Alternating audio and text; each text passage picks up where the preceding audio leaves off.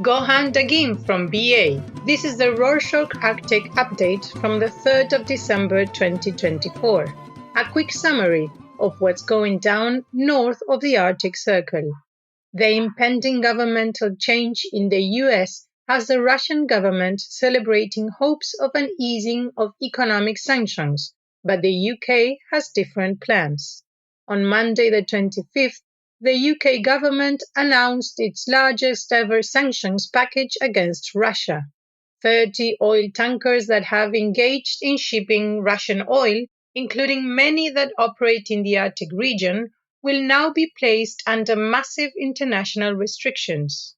The UK government believes these tankers have been operating as part of Russia's shadow fleet, a fleet of ships used to bypass international sanctions by pretending not to be Russian.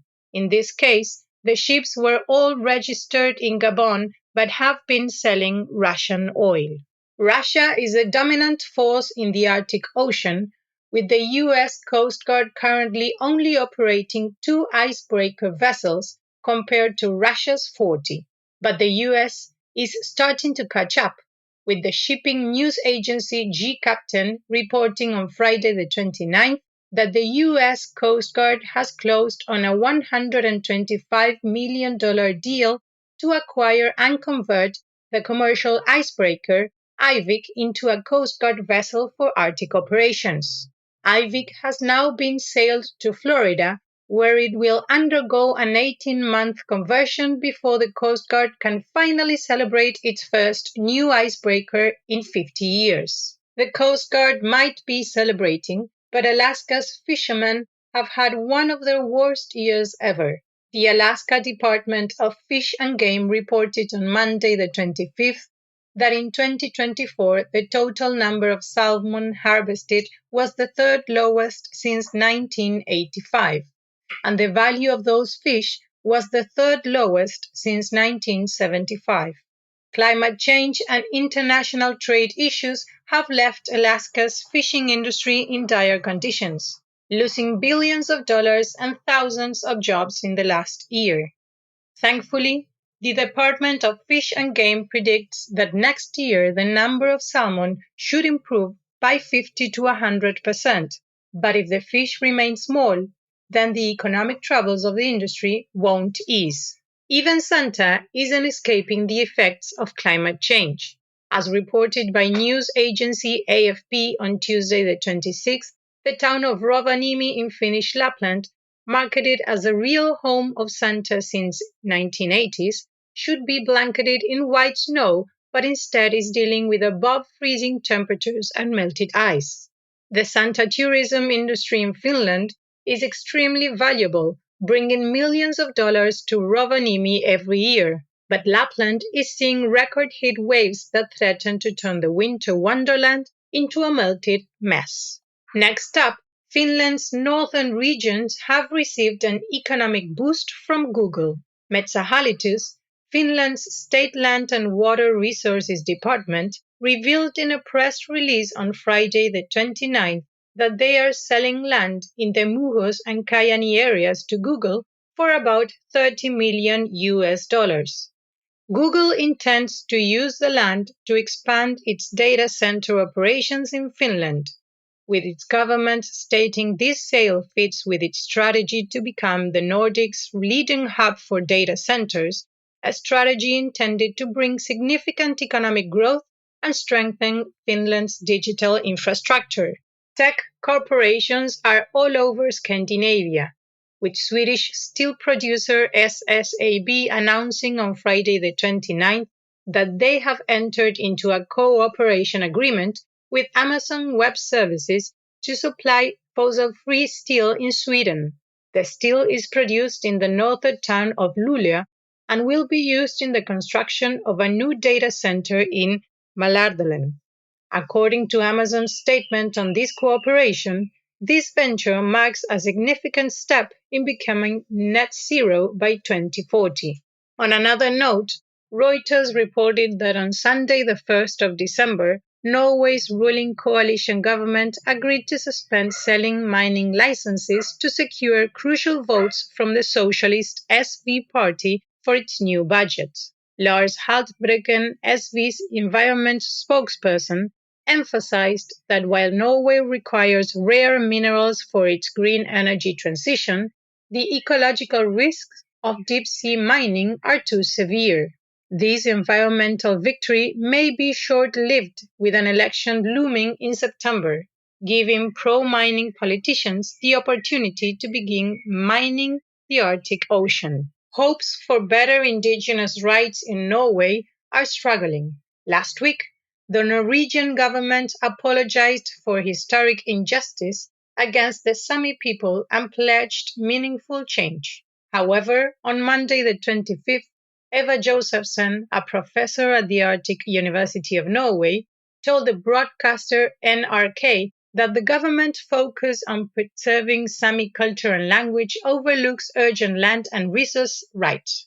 Nearly 200 wind projects planned on indigenous lands threaten reindeer grazing and migration routes, severely impacting Sami livelihoods. Josephson called on the government to prioritize resource rights alongside cultural preservation to ensure real support for Sami communities.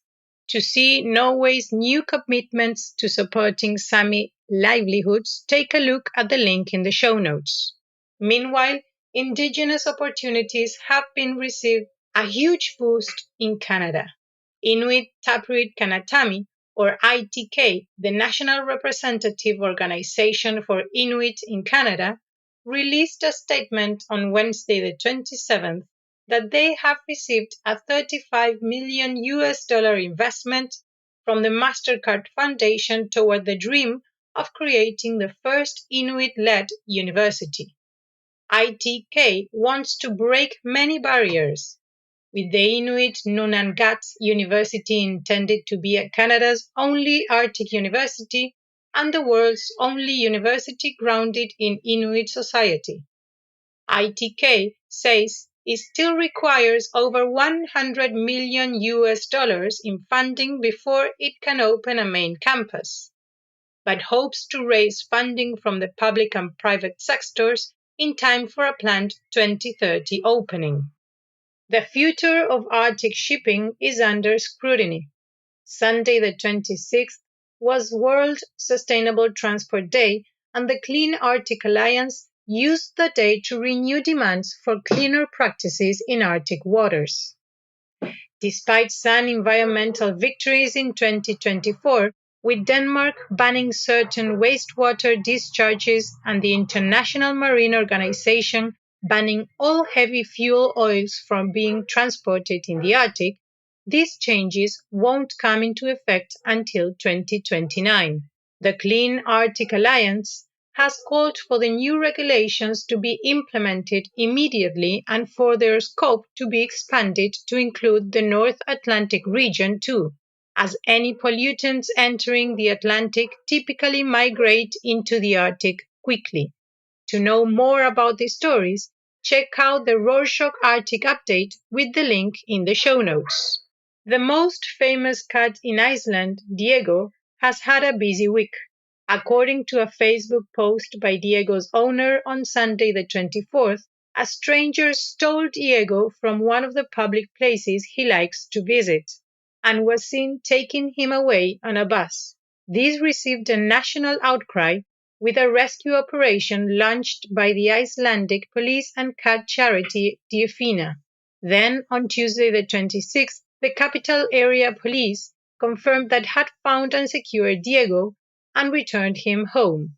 The police said that the person who took Diego had given him to a friend as a Christmas present.